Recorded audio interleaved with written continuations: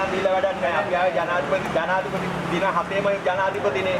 ඒකින්ද දවස් 5ද දැම ගෙටි නැහැ. එයා දීන ප්‍රශ්නයක්. අපිත් මේ සුරංග ජනාධිපති ලේකම්තුමා වෙන වැඩ කරන්නේ නැතුව තමන්ගේ කාර්ය මණ්ඩලය හරියට මෙහෙවන්න මේ මිනිස්සුගේ දුක කියන්න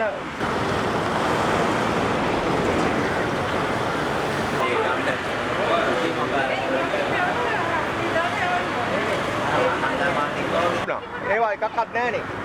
ඔව්. දැන් අපි ආවේ අපේ ජනාධිපතිවරයාට. අපේ රාජ්‍ය නායකයන් උන යන්නේ නැහැ. එයාට ලියුමක් දෙන්න. ඒක ඒ අවස්ථාව නෑ කාර්ය මණ්ඩලය කවුරුත් නැහැලු. මේ රටේ කොහොමද රට දියුණු වෙන්නේ කියන්නකො මේක. මේ රට ඇත්තටම මේකද පුළුණුද? ඒක ඒවට හරියන්නේ කවුරු හරි එන්න ලියුම ගන්න. ඒක වැඩන්නේ. ආරක්ෂක සිටින්නලා ඉන්න මොනවද ලියුම අපි මේක බලන්න ආවද නේ? මේ රටේ දැන් අපිට අද එන්න පුළුවන් අපේ බස් ගාස්තු වේදම් කරන තේරෙම වෙන්න මේ රජයේ නිලධාරීන් රජයේ වැටුප් ලබන නිලධාරීන්ව පත් කරගන්න ජනාධිපති ලේකම්ට බෑ. ඒ කියන්නේ මේක තමයි අධිකරණ අමාත්‍යාංශය වෙලා තියෙන්නේ.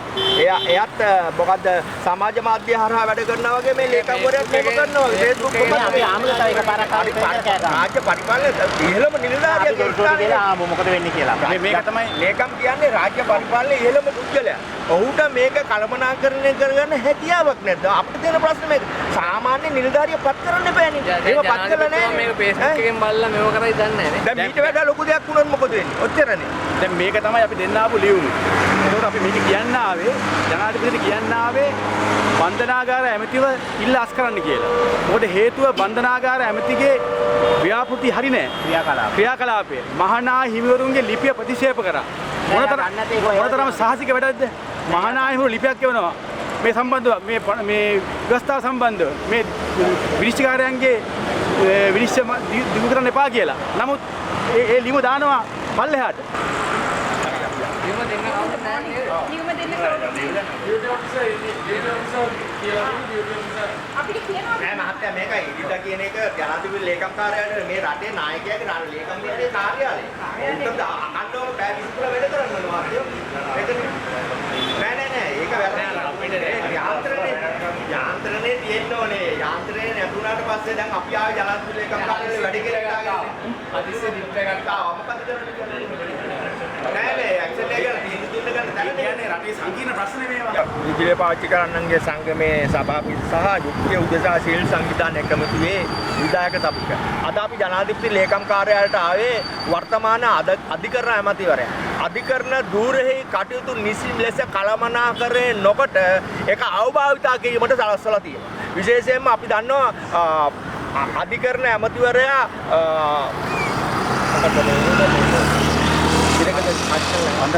බන්ධනාගාරයේ මේගොල්ලෝ සිදුවීමේදී ඔහු මාධ්‍ය හරහා තමයි මේක දැක්කේ නැහැ කියලා ප්‍රකාශයක් කළා. ඒක වැවෙන්නේ ඇරියා. ඒක ඒ අවස්ථාවේ ඔහු ඒක මඩපවත්තන්න උත්සාහ කළේ නැහැ. සීලුම බන්ධනාගාරවල සිදුවීම් වුණා. අසරණ මිනිස්සු එහෙම නැත්නම් රජයේ බාරයේ සිටින රැඳවියන් ඝාතනය වුණා. ඉතින් මේකදී බන්ධනාගාර නිලධාරීනුත් ඝාතනය වුණා. මේ දෙක කොටසම ඝාතනය වෙන්නම මේ අධිකරණ අමාත්‍යවරයාගේ තියෙන දුර්වලකම නිසා. ඔහු මේක හරියට කළමනාකරණය කළේ නැහැ. ඒක නිසා අපි ඔහු කියන ඔහුව මෙම ධූරයෙන් සිටීම තවදුරටත් සුදුසු නැහැ. ජනාධිපතිවරයාට කියන්න ආවේ අපි මේ ලිපිය බාර දෙන්න ආවේ ඔහුව මේ ධූරයෙන් ඉවත් ගන්න. අනිත් පැත්තෙන් 22 වෙනි ආණ්ඩුක්‍රම ව්‍යවස්ථාව ගෙනල්ලා අද රටම ආందోලනාත්මක තත්ත්වයකට පත් වෙලා තියෙනවා. විශේෂයෙන්ම මහානායක හිමිවරුන්ගේ ලිපියකින් ඒක කරන්න එපයි කියලා තියෙනවා. කතෝලික සභාව කියලා තියෙනවා. සියලුම දේශපාලන පක්ෂ කියලා මේ 22 ගේන්න එපයි කියලා. අගෝස්තු 8 මෙයා මාධ්‍යට ඇවිල්ලා කියනවා මහානායක හාමුදුරුවෝ අපිට ලියුමක් දුන්නෙත් නැහැ. ජනාධිපතිතුමා මට එක කිව්වෙත් නැහැ. මට මේ ගැන මුකුත් කියන්න බෑ කියලා. අපි අහනවා සිංහල බෞද්ධ අපිට අපේ හිතේ මේ කැක්කුම කැදුවේ නැද්ද? අර පෙරහැර කරන්න බැරි වුණාම පෙරහැර කරනකොට මුස්ලිම් මිනිසුන්ගේ හිත රිදෙනවා නම් මේ පාපිස්සක් කියනවා නම් අයි අපිට වේදනාවක් දැනෙන්නේ නැද්ද? යුක්තිය උදෙසා සීල් සංවිධානය එකමුතුව නියෝජනය කරමින් මధుභාෂණ ප්‍රභාත් තනහන්ස විශේෂයෙන්ම අපි දැන් මේ වෙනකොට ජනාධිපති ලේකම්වරයාට මේ ලංකාවේ දිනෙන් දින සිදුවන මානව හිමිකම් කඩකිරීම පිළිබඳ දැනුවත් කරන්න මේවා ජාත්‍යන්තරයට කියන්න කලින් ජනාධිපතිවරයාට දැනුවත් කරලා මේවට යුක්තිය සාධාරණය ඉල්ලගන්න අපි ආවා. ඉතින් ආවහම අද 8-5 ජනාධිපතිතුමා මේ අද නෑ කවුරුත් නෑ. ලියුම මේ අපි අස්සම් කරපු ලියුම අපි අතේ තියෙන්නේ. ඔක්කොම සිවිල් සංවිධාන ඔක්කොම අස්සම් කරලා ලියුම අරගෙන ගෙදර යන්න වෙලා තියෙන්නේ. මොකද ඒගොල්ලෝ 8:05 ගෙදර ගිහිල්ලා. ඒ කියන්නේ දවස් 5 ජනාධිපතිලාද කොහොමද ඉන්නේ? මං හිතා සෙන්සුරාදා ඉඳන් නැහැ. එතකොට ලංකාවේ ඔන්න ඕක තමයි කාර්යක්ෂමතාවයේ ජනාධිපතිවරයාගේ. එතකොට උදාහරණයක් ඇටියට දැන් මේ වෙලාවේ දිත්වාව නම් දැන් උදාහරණයක් ඇටියට අපි ගමුකෝ බන්ධනාගාර සිද්ධිය.